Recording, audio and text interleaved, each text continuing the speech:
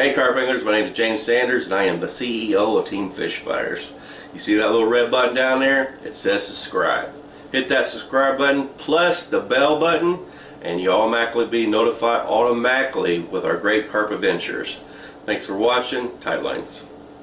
Hey guys, it's Josh with Team Fish Fighters, and today we were doing a little messaging around in our group chat, and we were kind of talking about distance casting and shock leaders and things like that. So what I decided to do today is make a video on a knot that I like to use. I use this knot all the time. It's called the Albright Knot. You know, if you're fishing out in the wild, sometimes you need to hit distances of 100 yards or more, and this is a great knot for tying a shock leader. Even for guys that pay lakes, let's say you like to use a high vis line, okay? Maybe you think that the fish are leery of that. I personally don't think it makes much difference, but some people, you know, they kind of feel like it might scare the fish off or what have you. You could also take and tie yourself a short leader, you know, with some moss green braid or something black, or even some fluorocarbon, you know, so the fish can't see it, to kind of help camouflage your rig as well if you're fishing a pay lake. So we'll jump into it. I'll bring the camera over here and I'll show you how to tie this knot. Like I said, it's one of my favorites. It's called the Albright Knot, and it comes in handy for a lot of things. So the first thing you're going to want to do is grab your two different lines. What I'm going to do is a mono to a braid. So I'm going to take my mono and I'm simply going to make a loop with it, okay? And that's the gist of it with the mono. Now I'm going to take my braid and I'm going to run that through the monofilament. Pretty simple so far, right guys? And now I'm going to pinch that line together, okay?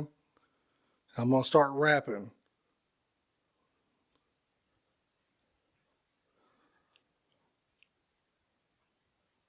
So we wrapped it 5 times, okay? So we wrapped it 5 times around, and now what we're going to do is we're going to wrap it 5 more times coming back at us. So we're going to take our line, 1, 2, 3, 4, 5, and now we're simply going to run it back through the loop, okay?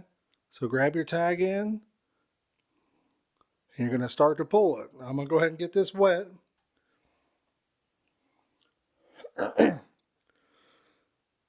now we can pull it together, okay? Let me get the camera to focus. So we're going to go ahead and start pulling it tight.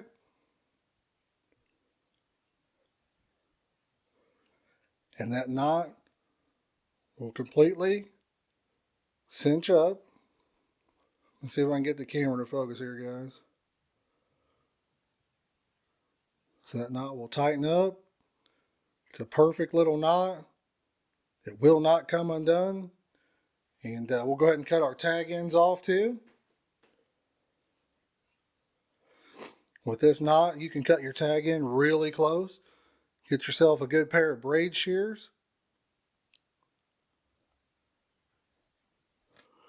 Cut it all the way up. Same way with your mono. Whatever your tag end is, just go ahead and cut it right next to the knot itself. And you're left with a very, very strong knot, guys. And this knot, it's like I said, it's perfect for distance casting. You know, making shock leaders if you're trying to get a lot of weight out there. And it's also perfect, as I said, for the pay laking. You know, if you think that the fish are leery of your line color, I see a lot of guys using like a bright yellow, bright green, even orange. I know I like to use them. Makes it easier for me to see. And we do want to say thanks for watching.